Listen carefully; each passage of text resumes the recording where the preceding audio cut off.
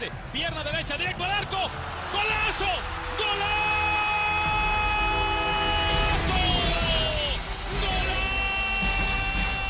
The world of football with a soccer perspective. This is Soccer Today with Duane, Rollins and Kevin Laramee, live on the Sports Podcasting Network.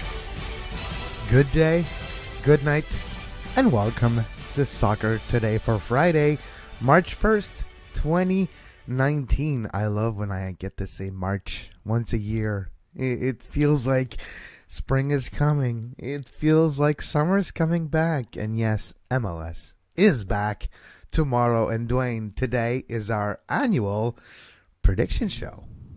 Yes, and it's minus whatever today, so I'm officially saying that March came in like a lion, which means that it goes out like a lamb, if you all know that old saying. I don't know if that's a saying in French or not. It Kevin, is. It is. You start like a lion, you finish like a lamb. Commence en lion, tu finis en mouton. There you go. So it works in both languages. So that's hoping. According to this, everything's supposed to be nice in about exactly 2 weeks. They said there's going to be like a switch flipped, and you go from there. But let's get into this MLS preview. It's our annual tradition. You can save the show if you want. Save this tweet, hashtag, whatever you want to do. I've been right some years. I've been really wrong some years. So that was really wrong last year. Although I did nail Orlando. Everyone thought Orlando was going to be a solid playoff team, and I said, no, they suck still. And I was right there. You were right. You're one of the only ones who put Orlando deep, bottom of the East. We'll see if 2019 changes, because I think you're not going to be the only one putting Orlando there this year. We'll see. Let's start with, first of all, we'll do the standings. We'll do the trophies. We'll do the MVP and the Golden Boot. So who wins the Supporters Shield, MLS Cup, US Open Cup, Voyagers Cup, and the MVP, the Landon Donovan Most Valuable Player Award. And we'll also have the Golden Boot. But let's start with the Eastern Conference in number 12. Who do you have, Duane? Bottom of the East. Orlando City. Yay! Me too. Way surprising. Look, I mean, I always bring up the analogy of TFC. They are in TFC 2013 territory at this point in time. It doesn't matter what they've done in the offseason. It doesn't matter who they've added. And I know that they've added a pretty big name this offseason, although I would question whether that was sane, just like TFC, whether it was sane for them to add Torsten Frings all those years ago. They're adding a guy at the end, and a guy that's always had some commitment issues to begin with anyway. Look, they're in show me, don't tell me range. And everyone now, as you say, is on board with this. Orlando doesn't know what the hell they're doing, and until they prove otherwise, until they show that their ownership is competent, you've got to pick them near the bottom. Maybe they're not exactly bottom every year. Maybe they finish ninth or whatever, but this is not a playoff team as I can see it right now, Kevin. No, I have to agree. And if you go back to yesterday, Jonathan Tannenwald was talking about Orlando and about James O'Connor, and we still have a lot of questions regarding both Orlando and their manager, and we'll see if 2019 brings us answers to those questions. We still need to see more from Dom Dwyer. We still need to see more from this Orlando team to be able to give him any credential whatsoever in 2019. I have them slotted at number 12 as well, and I do feel Orlando, if not the wooden spoon for sure in the entire league, but I would say, bottom of the East. That's almost a guarantee. Well, fair enough, yeah. Look, again, show me, don't tell me. I don't know much more they're saying. I suspect we might be similar on our number. There's only 11 teams in the East, by the way, but our number 10 team. That's what I meant, That's what I meant. Yeah, there's 12 in the West. There's 12 in the West. We have another uneven season this year. So, until they're even and they're consistently playing in a single table, playing the same amount of games, the same amount of teams, is why the Sports Shield is never going to be as important as the MLS Cup. It's weird, though, because I have 12 teams here in front of me. Okay. Did you forget Cincinnati? Yeah, no, I'm looking at the. They not put Cincinnati in. I have Cincinnati in my thing here. Sorry, Captain. We're doing a live thing here. I'm looking at it's okay. On the MLSsoccer.com. There's 11 teams listed. But there's 12. So let's go to number 11 in the East, Duane. All right, number 11 in the East is Chicago. I have the Fire number 11 in the East because the Fire are a tire fire, and they had that little resurgence there for a while, and then that kind of saved them from themselves. But this is not a team. Even if there were some rumors and some additions coming in, they have 61 goals last year. they're in tough, and they're also in show me don't tell me range at this point in time. So the Fire are my second from bottom team in the East. We have a different one. I have a different team in number 11. The only reason why they're not further down in the Eastern Conference is because of Orlando. But for me, FC Cincinnati in 11th position in the Eastern Conference, just the last team before the last. The penultimate team in the Eastern Conference for me, FC Cincinnati.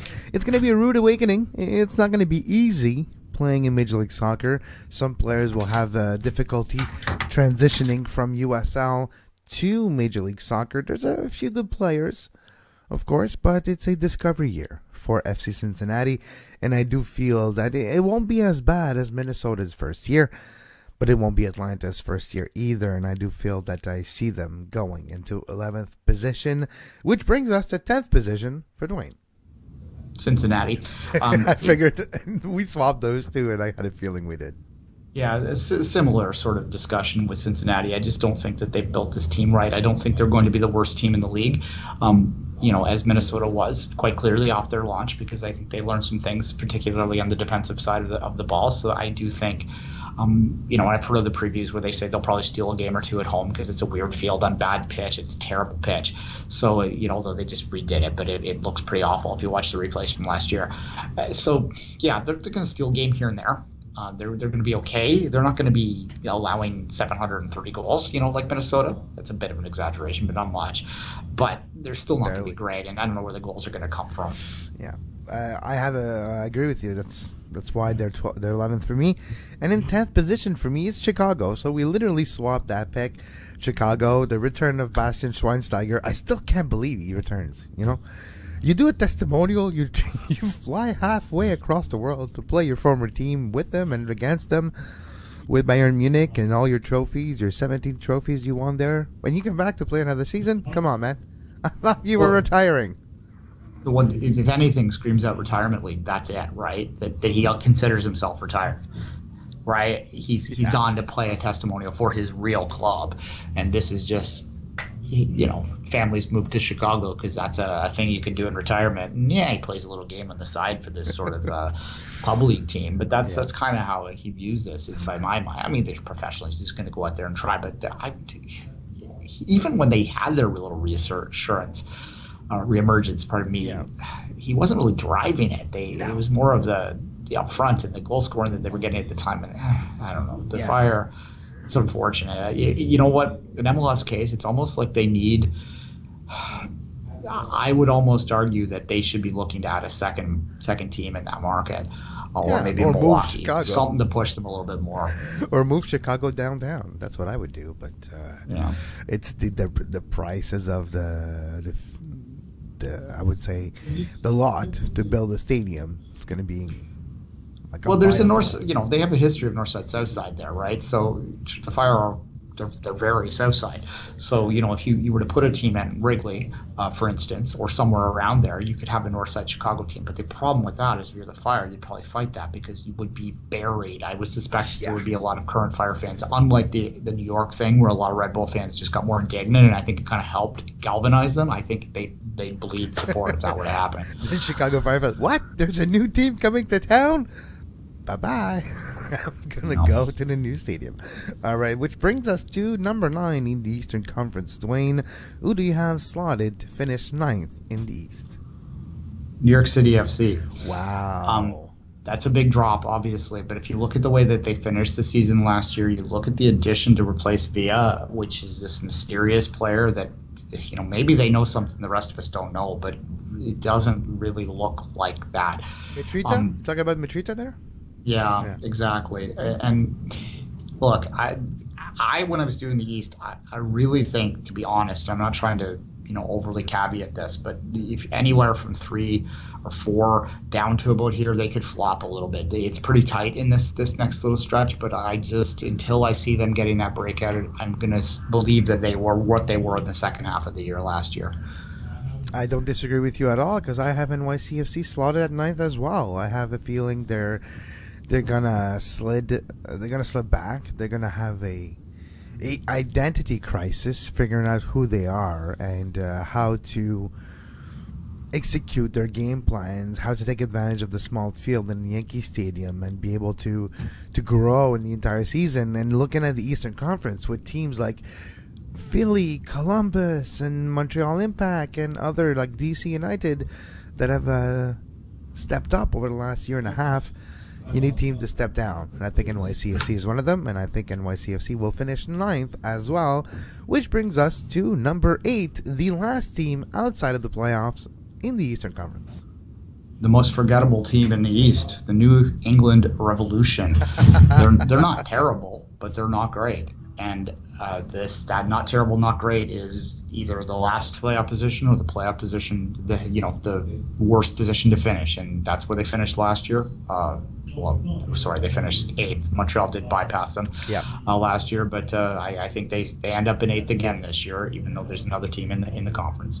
I agree. I think New York Revolution will be 8th. I have them slotted there as well. The team outside the playoff in the Eastern Conference, outside looking in, which brings us to number 7, first team to make the playoff, at least for one game for sure, in the Eastern Conference. Who do you have, Duane, at number 7? This is where I'm going really off chalk here, and I don't think we'll agree. A lot of people have them pegged as a top 2 team in the East. I think that they are looking at a mirage similar to what the Chicago Fire were the other year. I don't think they're going to quite drop as far as the Fire did, but a full year of Wayne Rooney, with all that travel and all that, not the excitement of building toward the stadium build. You look at DC United's play over the first half of last year and over the last few years, I don't think they're going to get the same magic they did to propel them to 4th last year. I think they will figure out enough to make a playoffs, but I have DC United being the disappointing drop in the East, pulling the TFC basically from last year, and being the team that just squeaks into the playoffs because of the expansion. So DC United is my first way off chalk pick that I'm throwing in here at 7th place. All right, we'll see where I have them slotted. Maybe you think as well that the Acosta transfer that went, I would say, not really good on transfer deadline day for Acosta in Paris. Maybe that did leave some traces. We'll see. But I have slotted on my 7th position, Duane, Toronto FC, and I put them barely in the playoffs, and that is with a caveat that they do get Pozuelo. If they get Pozuelo, maybe they're able to squeak in the playoffs, but I have them slotted at number 7 for now, TFC. It's higher than I thought you'd put them, to be honest. Kevin and I don't come together with this. I sort of told Kevin where I was leaning in terms of my MLS Cup pick yesterday, but other than that, he didn't know. I actually thought you'd put them out of the playoffs, and I think a lot of people are. I'll get to them more when we get to them. So we'll move on and go to number 6. Kevin and I might as well jump in and we'll just swap here because I have the Impact 6th. Me too. I have the Montreal Impact at number 6. I'll tell you why. I think it's going to be difficult again for the beginning of the season. Maybe not as bad as last year where they did lose 8 of 9 and 10 of 13. But I think Montreal, with their first 8 games of 9 on the road, I think if they're able to get let's say 4 to 6 points, it'll be 4 to 6 more than they did last year. And I think with those 4 to 6 points could be the difference between making the playoffs and not making the playoffs. And if Montreal is going to follow the same blueprint as last year, which means from June on, a better points per game average for sure, and a climb of the standings, and a more interesting type of soccer to watch as well. And Rémi Garde's going to continue to adjust his team and be able to take advantages here and there and tweak it and marginal gains. And at the end of the year, you find yourself with your team that's been hottest in the second half of the season. I think it has a chance to happen again because of the fact that Montreal starts on the road and is going to have a lot of game at home in the season and in the summer part of the season. So for me, Montreal number 6.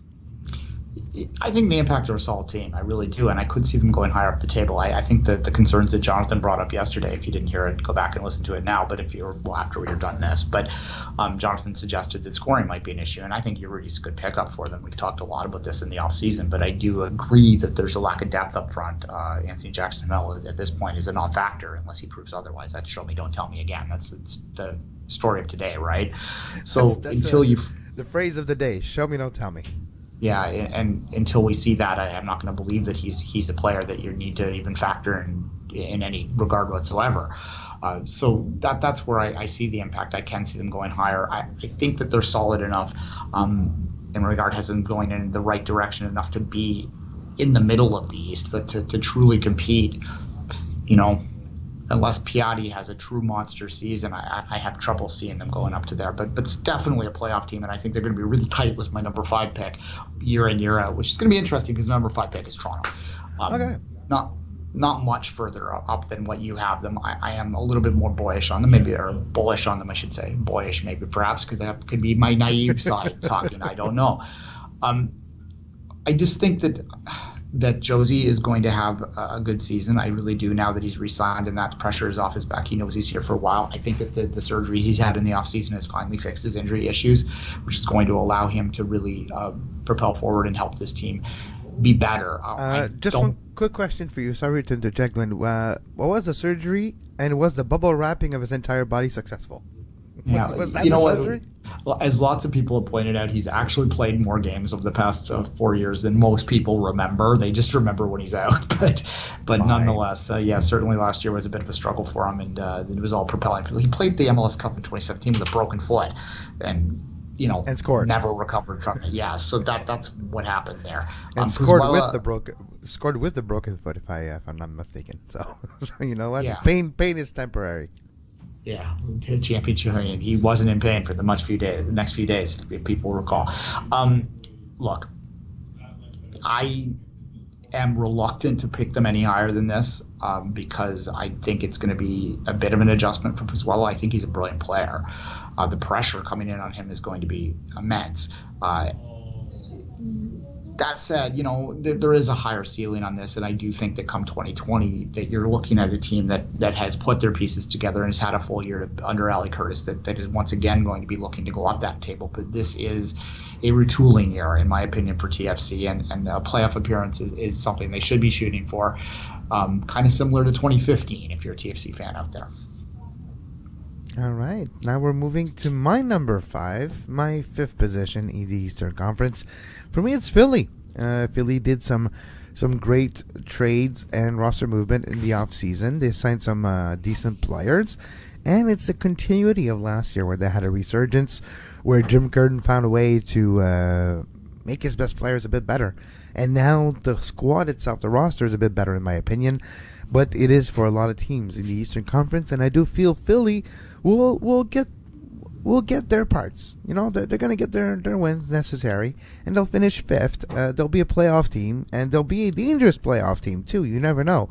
But for me, the Philadelphia Union in 5th position, which would be a great finish considering all the good teams that exist in the Eastern Conference.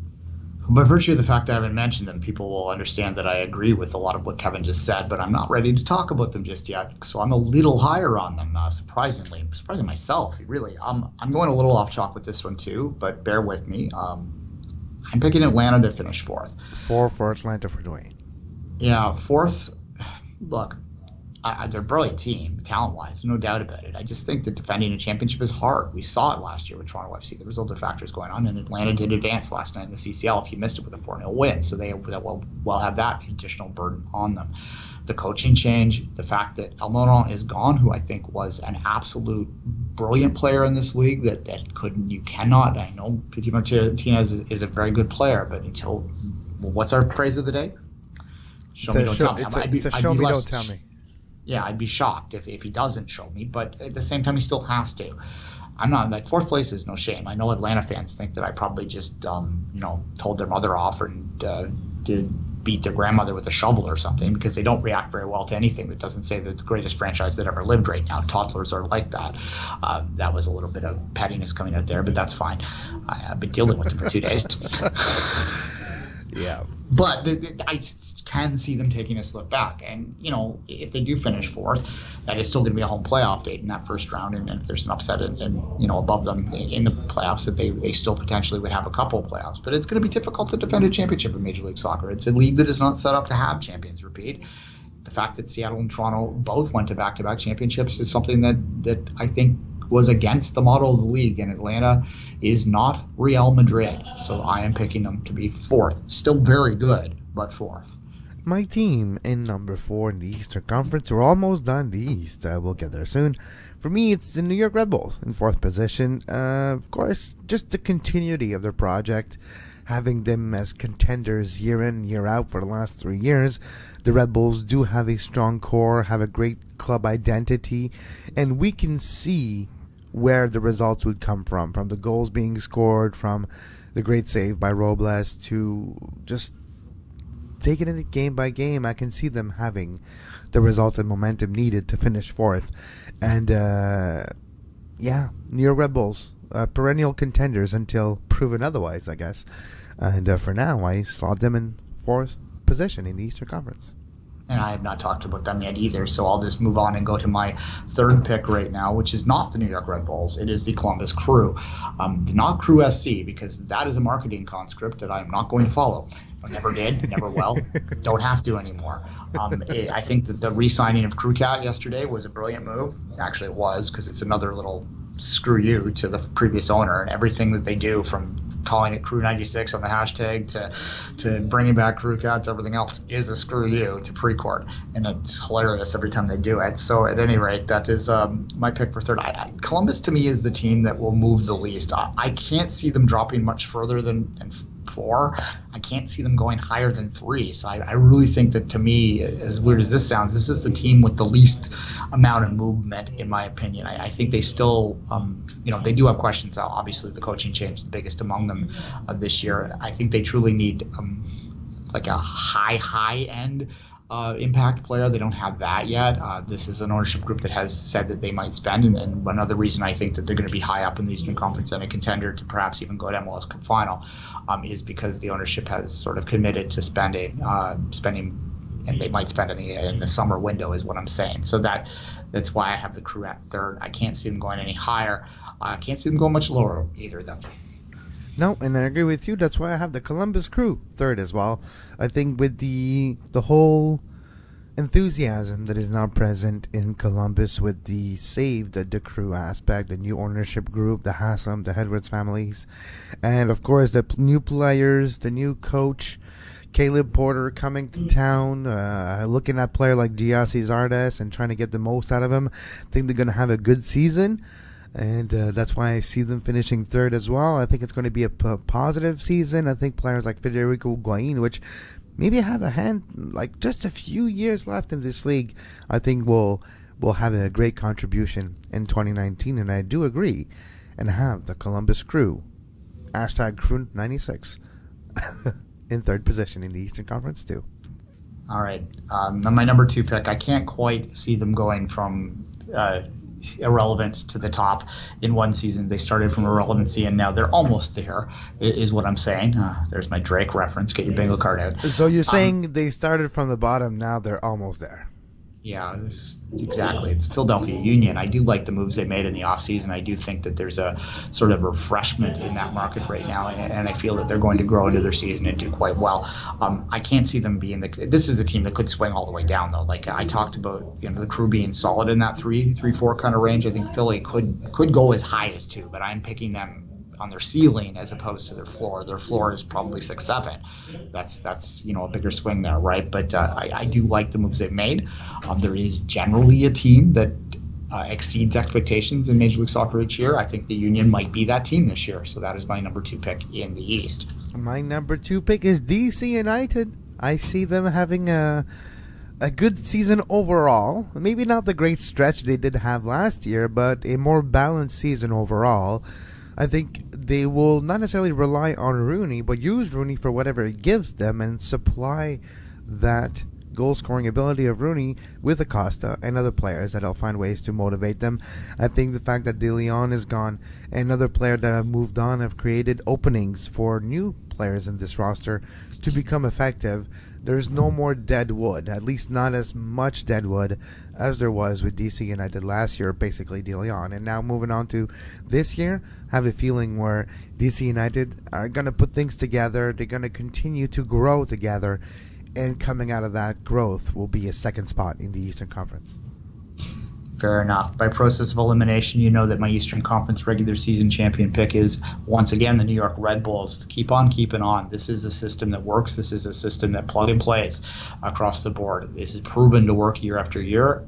You're foolish to bet against them at this point. The Red Bulls are a damn good program that has never won an MLS Cup. At this point in time, I'm prepared to say that is less a reflection of their abilities and more of a reflection of the randomness of a playoff. I'm not saying that I want to get rid of the playoff. I don't.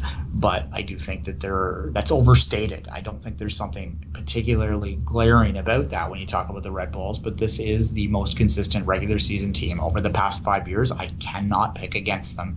It would be foolish to do so. The New York Red Bulls are my Eastern Conference pick in the regular season for 2019.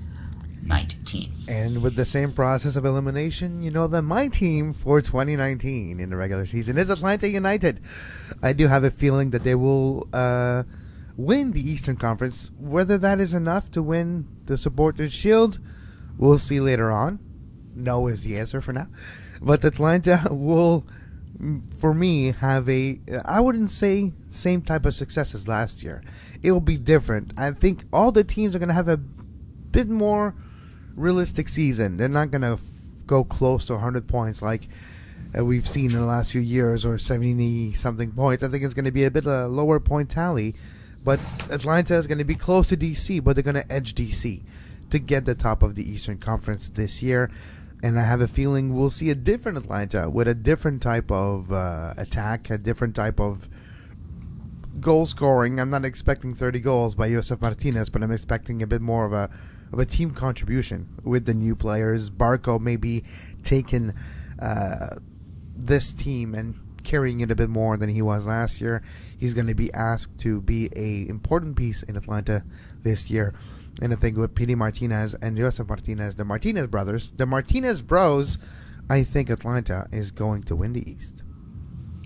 Fair enough. Shall we move to the West then, Kevin? Let's move to the West. You started first in the East. I'll start first in the West. For me, my number 12 in the Western Conference, to the surprise of no one, the San Jose Earthquakes. Okay, yeah, fair. I mean, I think it's going to be difficult for them to really fly up that table. They have ventured into irrelevancy. I have them a little higher, so I'll move on and talk about it a little bit more in detail then. My number 12 is a similar team. What's the old joke that we always say? If you try and list them out on a piece of paper, what are the two teams that you're most likely to forget? Houston and San Jose. Well, not Houston, Colorado. Oh, yeah. See, I even forgot it there. Yeah, the Rapids. Show me, don't tell me. They need to find scoring. They have an old keeper there that's not even their best keeper on the team. That's taken up a lot of their money. Well, they got rid of their best keeper of the team and traded him to Vancouver. Zach McMath was their best keeper, and now he's playing for Vancouver. Yeah, it's silly decisions that you know, they had that one season that was a bit of an outlier because they were solidly defensively, but you don't win championships in MLS playing defense. You win them by playing competent defense and, you know, scoring. And if you look at the last few champions, that's what they do. But at any rate, the Colorado Rapids are irrelevant in so many ways, just like San Jose. But San Jose has a little more relevancy this year, which is why I did not pick them last, Kevin. I pick them last because I feel it's going to be difficult for the first few weeks, and they're going to be in a hole, and it's going to be difficult to get out of. And Almeida wasn't able to bring all the players that he wants to bring over yet, so I think there's going to be at least a 6 months to a year period before this roster is compliant with Almeida, with Almeida's mentality. So for now, I do feel it's a 12. And for me, in 11th position, I do have the Houston Dynamo. Nothing against the Dynamo. They do have a couple of good players, but looking at the other forces in the Western Conference and looking at other teams that did get better, for some reason, Houston doesn't stand out for me. And they do have Kyoto and company, but never replaced their big names. And Houston's going to be 11th for me in the Western Conference. All right, we're way off on that one, so I'll just move straight into my 11th pick, which is going to lose some more Vancouver followers here. The Whitecaps. The Whitecaps are essentially an expansion team. I think that Marcos Santos is going to get them going in the right direction, but you can't flip a switch in MLS. This is a different level. You can't bring in this many people over and expect to be successful. I think they're going to really struggle off the top. The Whitecaps, I think, will grow into themselves. I think that like this time next year, we'll be talking about them as a playoff team, but there is going to be a process. The Vancouver Whitecaps, to steal another phrase that's famous in another sport, are going to have to trust the process, because I think this year might be ugly, and that's why I have the Whitecaps in 11th. Yep, I don't have them at 11th, but I don't have them far from it too, so we'll get there. For me, in that 10th position in the Western Conference, I have the Colorado Rapids. Yes, they did a couple of interesting moves in the offseason, but it's the show me, don't tell me team. I need to see some wins before I can predict them to do anything. And Colorado will be I would say, a process in 2019, but still 10th in the Western Conference. All right, I have the Earthquakes as 10th. I think that the unique style that they will bring to the league will frustrate some teams. But as you said earlier, there is an adjustment period here. He's going to have to bring his players in, and it's hard to see them much higher than that. We've already said a lot about them, so let's just continue up the table. For me, in 9th position in the Western Conference, the Vancouver Whitecaps. For reasons Duane mentioned, a lot of new players. A lot of new players, new coaching staff, new mentality, new tactics, and new instincts for the players.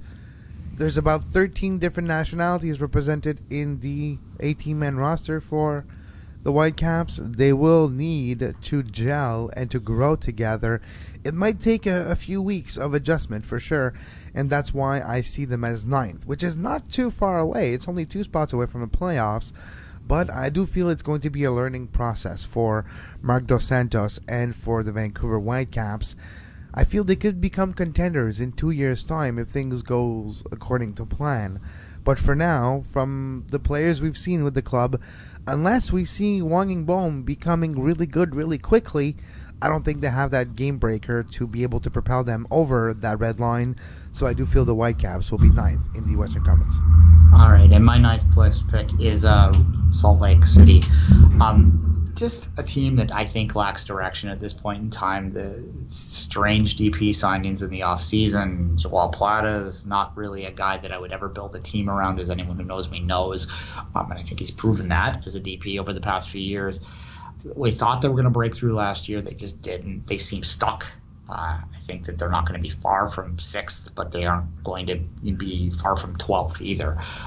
It's kind of a bit of a murky mess in here, but I just don't see much in RSL that makes me want to pick them as a playoff team.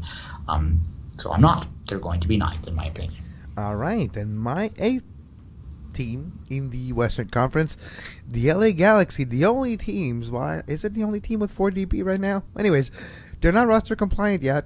They have less than 24 hours to do so, and we'll see what it will be the cost of getting all those players to be able to be eligible for the LA Galaxy. But it's not going to be easy for the Galaxy once again. We're looking at a team in turmoil. We're looking at the possibility of Alessandrini being shipped out of town, or however they restructure those contracts to make sure that there's only 3 DPs and not 4. I don't know how they'll do it. But I don't know how they'll get results too. I think the Zlatan experiment, to call it that, is way different than the Beckham experiment, as Zlatan is not going to sacrifice anything from him for the team. He's going to think about Zlatan first. He's going to think about his own personal achievements and stats first. And I don't think that is a good idea when you're looking at a long season for the team that is important. And I think it's going to cost them again a playoff spot. And I think the Galaxy are going to finish 8th, just like last year, just outside the playoffs. All right, I have them a little higher up, so I'll jump into my 8th place pick, which is Minnesota. Minnesota's improved, but I think they're still razor thin in terms of depth. I think that their home advantage, we don't know what it'll be yet. I'm sure it'll be there to a certain extent, so I do think they are going finally in the right direction, but they're just in too much of a hole to pull themselves completely out of in one single season. So improvement in Minnesota, but not yet a playoff team, just outside of it, in fact. And now we're moving to the playoff spot in the Western Conference. For me, in 7th position, FC Dallas. FC Dallas lost Urruti and a couple of other pieces, but perennial academy players will come over, take over, and they'll have success. And FC Dallas will be 7th in the Western Conference, this is the new coach, new mentality. Oscar Pereira is now gone to Liga MX. So we'll see how this affects FC Dallas in the upcoming season. But I do feel FC Dallas will do just what it takes to squeak in to the playoff spot. This is the first time, I think, in the West that we've agreed on a position. I do have Dallas in 7th as well. They are actually similar to Toronto, as we talked about earlier. They're kind of in a reloading phase. I'm still trying to make their new direction, but they do have a good internal system there, but not as good as people give it credit for. I think that we're a couple years in that we got. And there's a lot of signings there that were done to distract people, weren't there? Yeah. Right, so that's maybe where we're at there a little bit. I think that they're no longer anywhere close to where they were when they were winning the Shield, considered a perennial champion. They actually were my MLS Cup pick, I think, the first season of the show. So they've dropped quite a bit from them, but I still think they have enough to just squeak into the playoffs this year. So FC Dallas in 7th for me. My number sixth position in the Western Conference. After 2 years of dwindling in Major League Soccer, of not having their own stadium, of not having their own... Well, they did have their own team, but it wasn't a good one. 2019 will change things in Minnesota.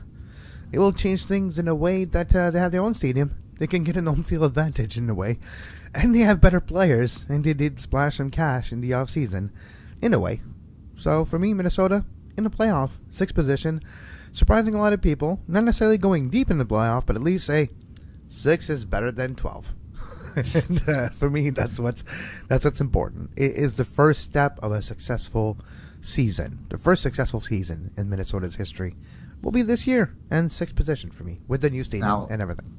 Yeah, we always talk about we talked at length about hard launch and soft launch, and they're through the soft launch, and now it is truly the hard launch. We joke about how there's 2 expansion teams. There's kind of 3, because this is really Minnesota's first all-in season in a lot of ways, and that's a strange way to go about business, and we can criticize them to the cows come home if we want, but the deal's done now, and they move forward, and Atlanta's got their championship, so hopefully no one's comparing them to them anymore. So, because it's silly to, right? They came in at the same time. That's the only thing they have in common. But we both have them kind of in the mix. So there you go. My 6th place team, I haven't had them much lower. I kind of like the Central American makeup of them, and having watched them play a couple times already this year, I think Houston has enough to not be great, but to be just good. And just good is going to be about 6th place in the West. I think that the Houston Dynamo might squeak in one of those bottom positions. And as I said, I like that kind of makeup of the team. I think it's going to be one of those. It's going to be similar to what RSL looked like when they were just okay before they've kind of fallen into this rut that they're in now. Houston Dynamo, 6th place to me. Well, for me, in 5th position, a team that I have a lot higher than you have, and because I see some potential in how they finished last year and how they were able to literally squeak into the playoffs without doing anything, not even playing in the last week. And, LA Galaxy did, what in the bed. They didn't do something nice, and they crapped the bed, to be politically correct, and RSL took advantage of it. I have a feeling RSL is going to do the same, just low-key good results all season long, like a balanced results all season long, just enough to be in 5th position, maybe far from the team who's going to be 4th, and far ahead of the team who's going to be 6th. But I have a feeling RSL, just slowly chipping at it, will get the points and will finish 5th. All right, fair enough. If you bake up a lot of spaghetti and put a lot of gooey sauce on it, and you reach your hands in and you whip it with both hands against walls, like whip, whip, whip, whip, a lot of it's going to hit the floor. It's not going to taste very good. A lot of it's not going to work at all, but some of it's going to stick, and you might just be able to get enough off of it to feed your hunger. This, to me, is the LA Galaxy in 2019. They whip a lot against the wall, and they have a lot of advantages that they take advantage of. They don't really know what they're doing, it doesn't seem like, and a lot of the stuff they do hits the floor and gets really dusty, and it's kind of gross to eat. But I do think that, by and large, they should have enough talent to get into the playoffs. Not deep in the playoffs. I don't think they're going to do anything in them. Zlatan is, 1 more year, 2 more years maybe, so they should take advantage of this. This is not 2008 anymore, though, and they still operate that way. LA Galaxy, 5th place, just enough. That's fine. they won't like it because they're especially not going to like it. As you notice, I haven't mentioned another team yet. So there you go. Fifth place for me, Galaxy. All right, let's move to the fourth place in the Western Conference. For me, it'll be the Seattle Sounders. Seattle Sounders lost a lot of pieces over the last 18 months due to retirement, to roster movement. When I mentioned Minnesota earlier, I think one of the big reasons for that is the grit, the grinta that Alonso is going to bring to Minnesota. Seattle will miss that grinta, but Seattle will have other pieces, and the return of Jordan Morris, fully healthy, is almost an addition by itself. And Seattle is going to be one of the best teams in the Western Conference. There's a lot of good teams, though, so I put Seattle number 4. Yeah, we agree on the position with the Sounders. In the past 2 years, I picked them out of the playoffs. Wrongly. And, right? we all know what happens. They were out of the playoffs in June, but for some reason, in the playoffs by far in September, November. So similar to the Red Bulls, where you start to look at the trends, and this is just a team that's just always there. They find a way. I don't think they're as good as they were during the 16-17 run, but they're not as far off as Toronto is now. So I do think that Sounders are in the right direction. If Jordan Morris has a breakout year, they could go further up. Although I would tend to think that this is the team that's similar to Philadelphia or similar to Columbus that is most set in their position in my mind. I can't see them much lower than 4th. I can't see them really at the top either. So I think the Sounders will go in 4th place. And hell, if they're hot at the right time, you never know. Exactly. They could go back into their MLS Cup final. They could win the MLS Cup from 4th. I wouldn't be surprised. Now, moving to 3rd position in the Western Conference for me, LAFC. Some people have them as contenders. I still need to see them perform and not... how's the best way to say this without using bad languages? Without throwing away leads and throwing away games and points like we have seen last year. And I think LAFC is going to be 3rd. I think it's a continuing growth movement. Now they have MAK back from injury. He's going to be a key player in that midfield. And they will go as far as the defense and the midfield defenders are able to stop the onslaught of goals. I think LAFC can be the best team in the Western Conference, but because of the defensive liability of some players, at least I think they're going to be 3rd. So it doesn't mean that's saying they're good. They're a great team in the Western Conference. But in my mind, I have 2 teams that, because of their head coach, I feel that they're better than LAFC. And that's no offense to Bob Bradley. Bob Bradley's making this bunch of misfits look amazing, especially last year. But I have a feeling it won't be as easy to replicate that magic. And 2 teams with better core players will be better. But for me, LAFC 3rd. All right, well, 3rd is still quite good. 3rd place for me is I would say Phoenix, because every time I write their short form down as PDX. And I read it as Portland. Phoenix, Portland, P-O-R. Yeah. Just write P-O-R. I don't know why I do the airport code, but yeah, Portland is my 3rd place finish in the West. The Timbers typically go up then down, up then down. This should be a down season based on the history, but I think they might sort that out finally. They really, when I look at the West, I look at the bottom like 5 to 12 teams, and I think that there's a separation from 1, 2, 3, 4.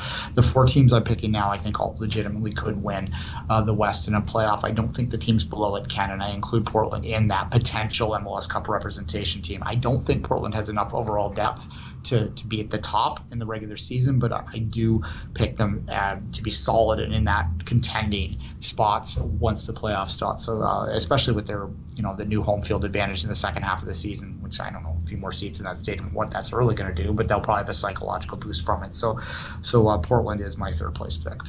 And my 2nd place team in the Western Conference, it is Portland, for the same reason that you just mentioned. I don't see this team going further down in the standings than 2nd. I think they showed a lot of people last year with a great run, and especially with the drama-filled run in the playoff, who, we'll never forget that Seattle-Portland game where they needed goals in overtime, and they did get the goal, and then they get to extra time, and it was just an amazing moment in the playoffs, one of the best moments in MLS playoffs history. That comeback, if you want to call it a comeback, or that end of game, that was just fascinating. But for me, Portland, 2nd best team in the Western Conference. They have a lot of great pieces. They're going to continue to grow, and they'll evolve in this season to become one of the best teams in the West by the end. But I still have one team that I'm higher on in the Western Conference, if you know what I mean. Well, I've been here for 5 years, so I do. Don't call it a comeback. Now I'm going to have that earworm in my head all day. Thanks for that, Kevin. My number 2 pick is... Duane, I've been here for years, too, so don't call it a comeback. I've been here for years. Yeah. There you go. Number 2, it's your top pick because I can read the tea leaves here, is SKC. Look, SKC is the New York Red Bulls of the West in the sense that they're always going to be near the top. They have a great system that they can fit and plug and play into. What they do lack, similar to the Red Bulls in my opinion, maybe to a little more extent, is a true impact player, which to me is why they haven't, other than that 1 year in the freezing cold in 2013, ever managed to truly break through and get the job done when it matters at the business end of the season. That's my same as my Red Bulls analogy, is that their business end guys have not gotten it done. They haven't managed to find goals, and I think SKC is the same way. Damn good team though. We saw it last night, right? 5-0 in aggregate to the Mexican team. That's the most impressive result in CCL in a long, long, long time. I don't care what Toulouse is doing right now. And TFC fans have got to be kicking themselves too, right? Because at least they would have had an MLS titch in this round. But that's going to be the one caveat I'll give to this too, is now that this team looks like they'll probably be in the semifinals of the CCL, that's going to be a bit of a burden on the early part of the year. So that's another reason to maybe slit them just a slightly below the top. But they're going to be in there in the mix for sure. My number 1 pick. Continuing on a trend that's now 3-year-old, third year of existence, I'm choosing SKC as my top team in the Western Conference. I was not planning on choosing them, but then I watched the CCL this week, and I watched them destroy Toluca. I watched them have more possession than the other team in Mexico. Like, okay, yeah, they're my team, number 1 team in the West, and this year might be the year. So, Swami has to do what Swami does and pick SKC. All right, so the only team left that has not been mentioned by me, of course, is LAFC at this point. I picked them last in the West last year because I thought that their lack of depth would kill them. Duane, let's be frank here. You picked them last in the Western Conference when they had 16 players on the roster. Barely enough to even play the game. So... Yeah, and that was what I thought that would bite them. And you know what it did, I think, in the end, because they faded. I think that they have addressed that to a certain extent. I think that a full year of Ramirez, as the main guy up top, from Vila getting the service into him could be really pay dividends. And I do think Bob Bradley, to me, is top 5 coach in the league. I don't want to, I can't separate the top 4 or 5 coaches in the league. He's among them, I'll say. So I do like LAFC a lot this year. I think that they are going to just continue the upward trajectory. And hell, we had a second-year team go deep last year. Well, as deep as you can go last year, so we might as well continue the trend. And here's the other thing, too.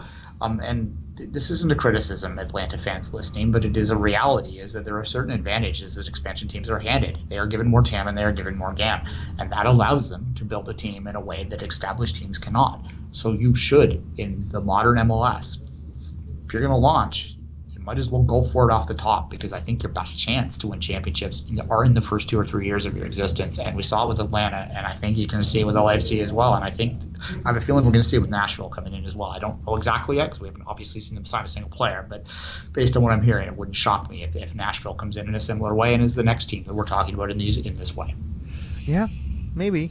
And this was the prediction for the standings, and now we're left with a few questions I will answer in the best of our abilities to wrap up the 2019 prediction show. First of all, save the show.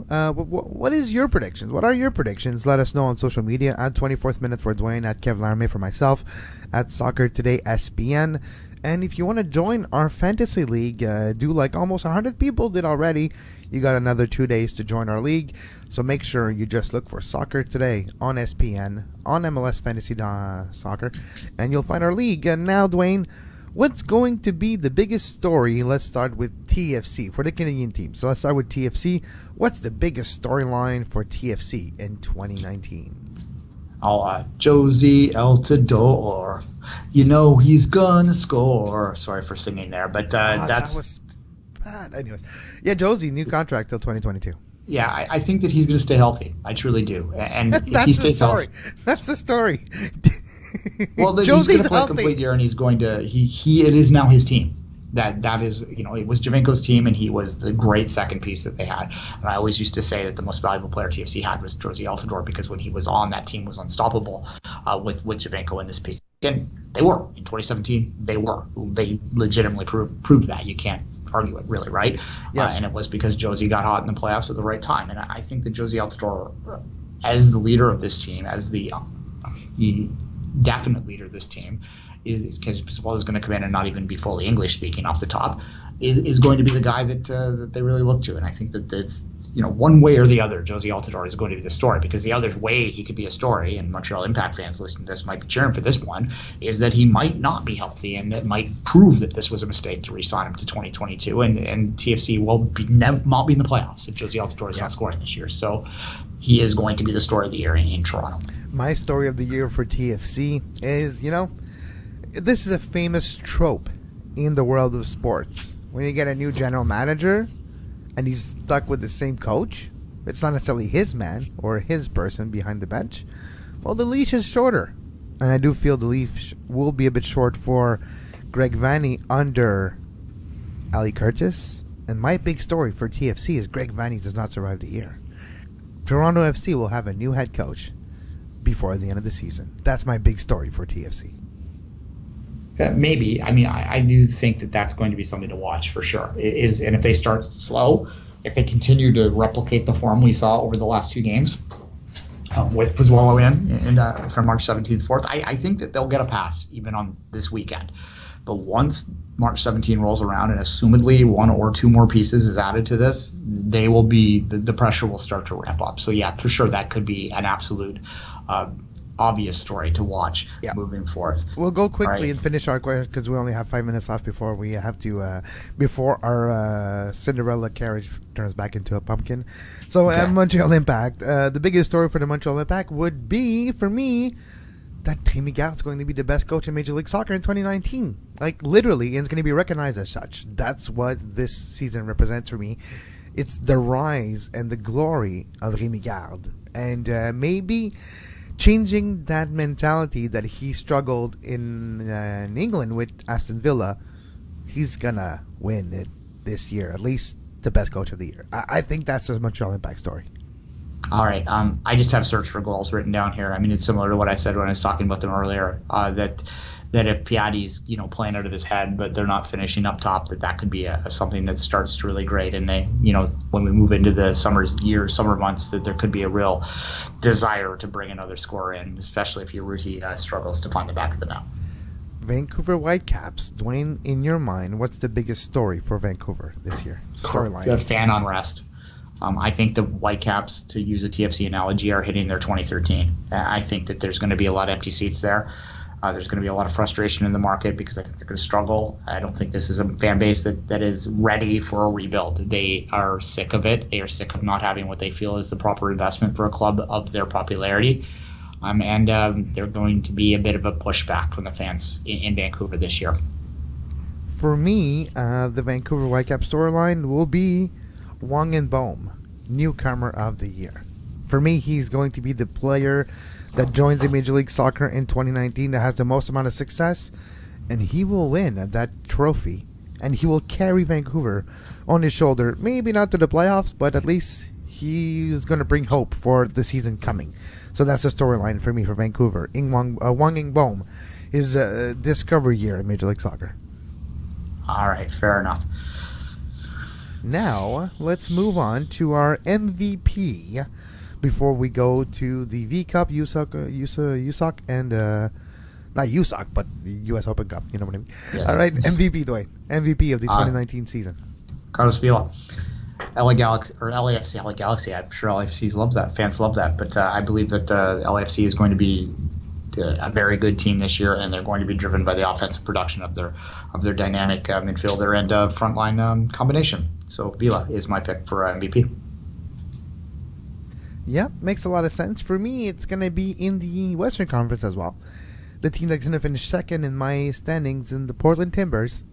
And until I see him not become a candidate for MVP, he's going to be one of my choices every year. Diego Valeri, my choice for MVP in the 2019 season. All right. Well, yeah, it's just like SKC in many ways, so can't argue it.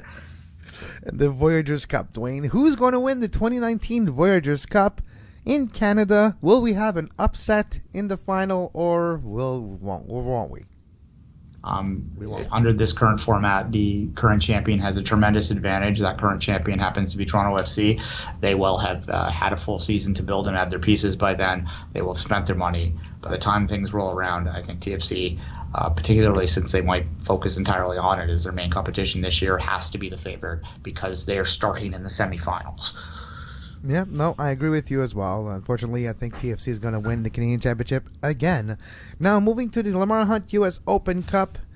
This is like a crapshoot. It's like closing your eyes, throwing a dart, and seeing where it lands. But I have a feeling for teams like Minnesota, who never won anything, this could be a great way to get a trophy under their belt. And why not? Why not? Loons, Minnesota, winning the U.S. Open Cup.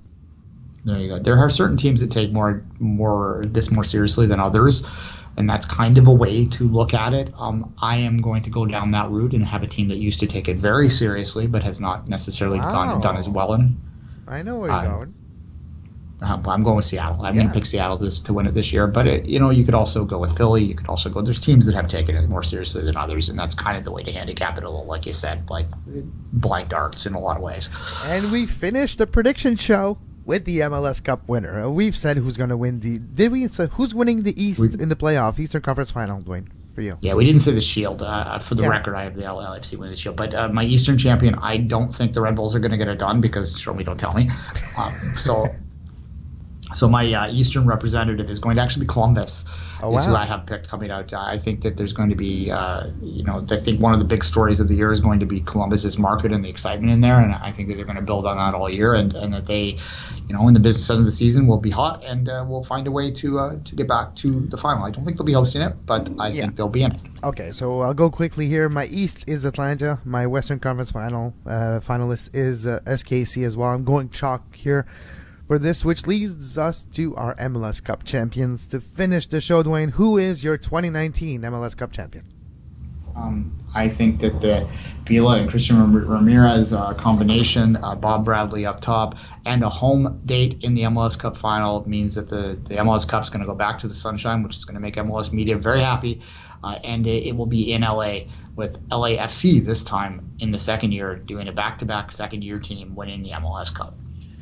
And I'm going, you know exactly where I'm going. Come on, if you've been watching this show for a while, you know exactly who my MLS Cup champion is going to be.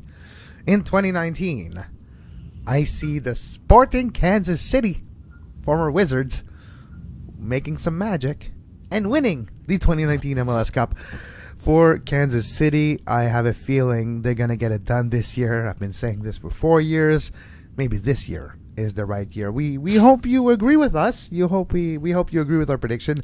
Let us know your predictions at 24th Minute for Duane, at Kev Laramee for myself, and at Soccer Today SPN for the show. Make sure you join our fantasy league to be able to measure your knowledge of Major League Soccer versus us, our colleagues, and a lot of people that you'll be surprised to find in our fantasy league.